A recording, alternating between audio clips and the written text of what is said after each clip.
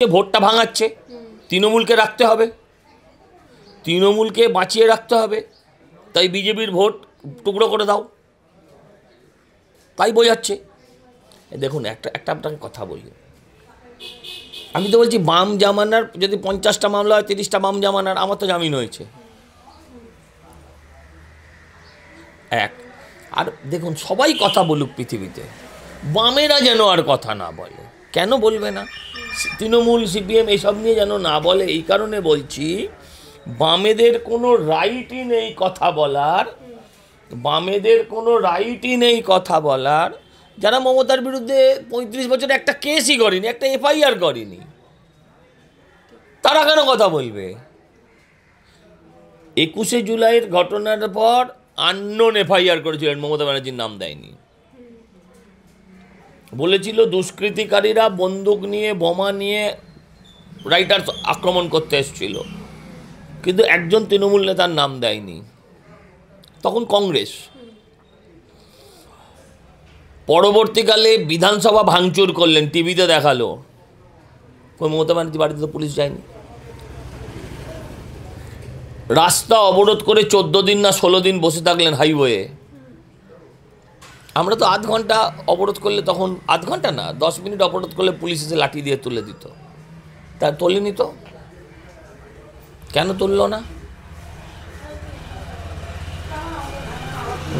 অত তাদের বলার কোনো অধিকার নেই।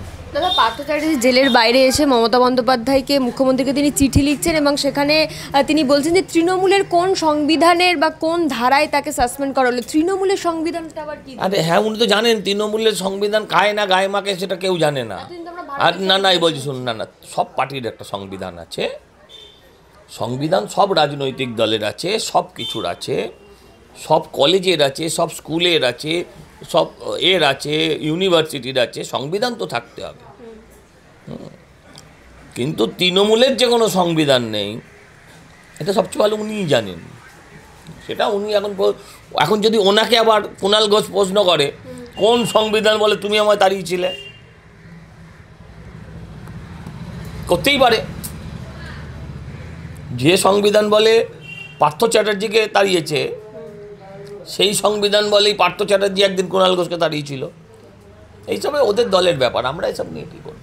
একেবারে এসআইআরের আবহে আমরা দেখছি যে বিভিন্ন টেলিভিশন চ্যানেল হোক বা সোশ্যাল মিডিয়া বিভিন্ন এই যে সংখ্যালঘু এলাকা বা বস্তিগুলোতে গিয়ে সেখানে খবর করছে এবং কোথাও গিয়ে সেই মানুষ বিজেপির ওপর ক্ষুব্ধ হয়ে যাচ্ছে। সংবাদ মাধ্যম যাচ্ছে খবর করছে, তারা বিজেপির ওপর ক্ষুব্ধ হচ্ছে, তারা ভাবছে যে বিজেপি এগুলো তাদেরকে করাচ্ছে।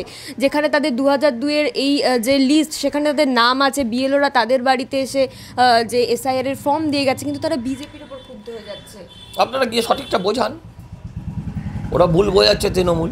এর বিরুদ্ধে কি আপনারা কিছু বলতে চান? বা আমাদের কি দেখুন, আমি বলছি, আমরা তো শুনুন, ভারতবর্ষের যখন মোদিজি অ্যাড্রেস করেন তখন বলেন মেরে 140 করোড় ভারতবাসী।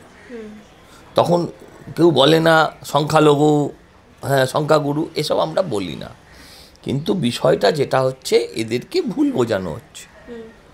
কদিন বাদে ভুল কেটে যাবে, আবার বুঝবে যে আমরা ভুল করেছিলাম। ওরা ভুল বুঝলেও যা করবে, ওরা ভুল শোধরালেও ওরা তাই করবে। সংবাদ মাধ্যমের খবরের জেরে বিজেপির ওপর তারা ক্ষুব্ধ হবে, এর বিরুদ্ধে আপনারা কোনো ব্যবস্থা নেবেন? কী করবো আমরা? ব্যবস্থা করবো, কদিন বাদে নিজেরাই বুঝে যাবে। আমি কোথাও দেখিনি বিজেপির ওপর ক্ষুব্ধ হয়েছে বলে। চ্যানেলগুলোকে বলছে যে বিজেপির দালালি করছে, এই সমস্ত বলছে। এখন এগুলো তো ওরা মমতা ব্যানার্জির লোক সবাই। হ্যাঁ দেখুন, সংখ্যালঘুরা আমাদের ভোট দেন না, ব্যতিক্রম ছাড়া সংখ্যালঘুরা আমাদের ভোট দেন না। তো তোদের সবই তো মোদি লাগে, তাহলে আমি তার কি উত্তর দেব? রেশনটা খায় মোদির, বাথরুমটা নেয় মোদির, ভ্যাকসিনটা, রক্তে যে ভ্যাকসিন ঘুরছে সেটাও মোদির, নয়তো এতদিনে 4 বছরের বাৎসরিক হয়ে যেত ওদের। গালও দেবে মোদিকে, তো কী করবে? এটাই তো গণতন্ত্রের নিয়ম। এখন ওরা অল্প শিক্ষিত, অনেকটা ক্ষেত্রে শিক্ষার আলো পৌঁছায়নি, তারা এগুলো বলে, শিক্ষিতরা এগুলো বলবে না।